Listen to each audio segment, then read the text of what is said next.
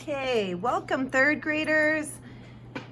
I can't wait to share this assignment with you. This is one of my all-time favorite ones to do. I wish you were here in the classroom because I could guarantee every single one of you has oil pastels to use, or chalk is also decent.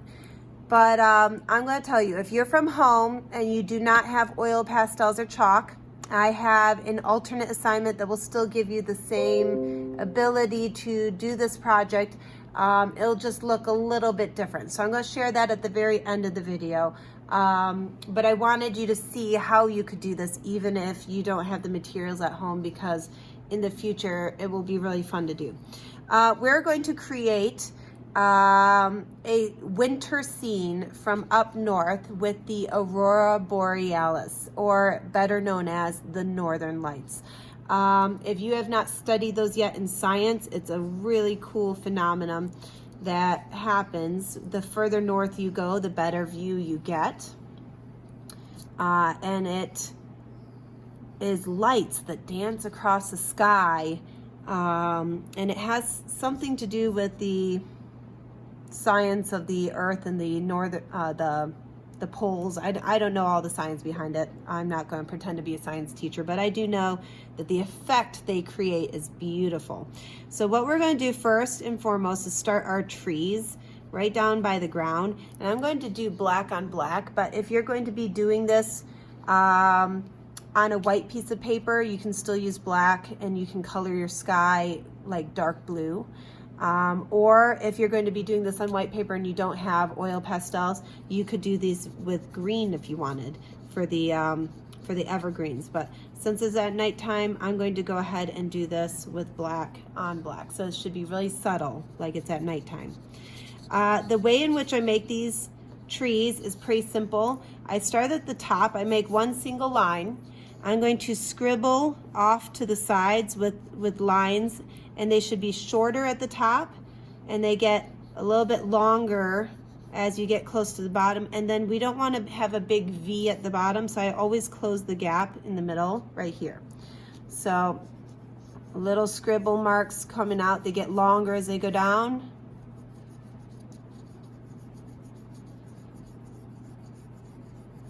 And then close the gap at the bottom.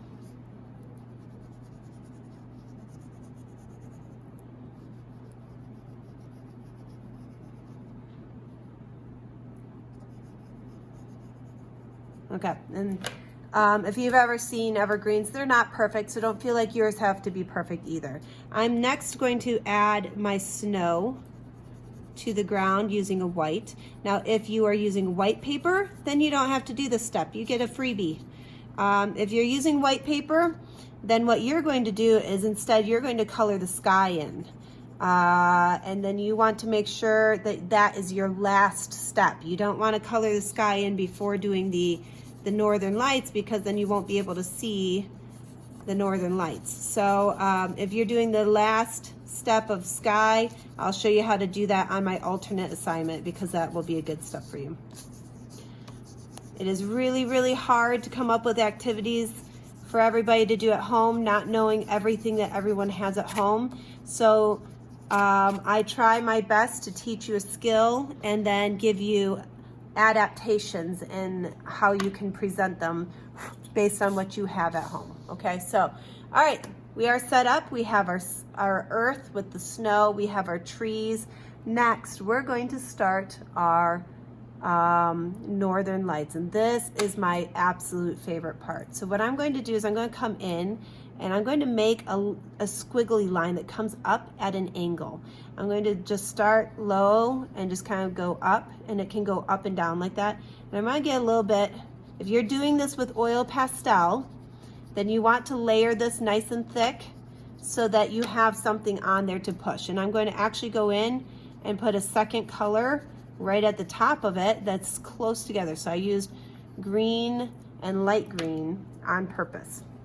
Next, what I'm going to do is I'm going to take a tissue or a napkin or a paper towel, doesn't matter which, and you want to be careful not to smear anything down here when you're doing this, but you're going to come up here and just push straight up, and it's going to soften that appearance and make it look like the Northern Lights. Super, super cool. Super fun effect, okay? I love doing this assignment. It's so much fun. I'm going to do a couple different colors because if you've ever seen the Northern Lights, there's all different colors going on in the sky. So I think I'm going to do the next one like a yellowish orange. And they kind of just dance across the sky.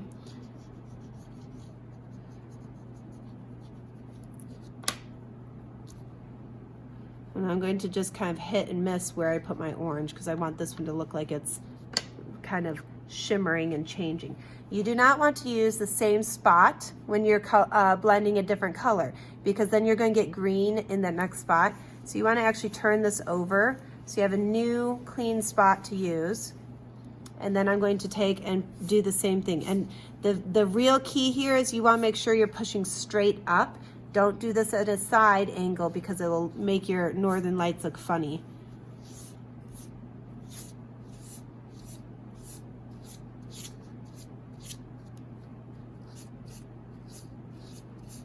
So much fun, I love it. Okay, next, and I'm just doing several different colors so you can see what it would look like. Let's say I'm going to do kind of a pinky purple blend. I'm going to start with my darkest color and just kind of come out this way and maybe even do one of those that kind of blend both ways. And I'm going to darken just this section. And I'm going to come over with my pink next.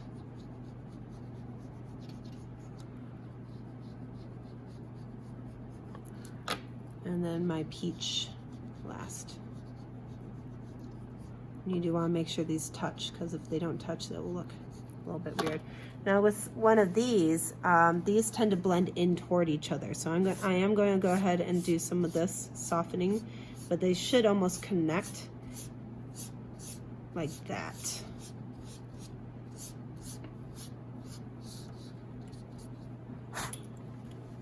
Let's go ahead and pull a little bit of this down. You can always go back and add a little bit more if you feel like there's a spot that's too light. You can go back and add a little bit to it. And that's it. I'm done. Now you could go back through and add snowflakes like this if you wanted, kind of coming down from the sky. And you can only do this if you are using the oil pastel. I'm not sure it would work so well if you're using crayon or colored pencil. All right, alternate assignment, just so you can see what it would look like. What I did for the alternate assignment, I drew my trees first. I then went through with my blue and drew the line where my snow meets the sky. And of course, I left my snow white. I don't color the sky in until after I do my colors up here. And I wanted to show you one set of lights so that you can kind of see how I did it with this. I go in and kind of create a nice thicker line with this. Now the problem with this is this is not going to blend or smear. So you want to make sure that you color nice and smooth when you're doing that. And then next I'm going to overlap my lighter green with it. So I'm creating my nicer, thicker part.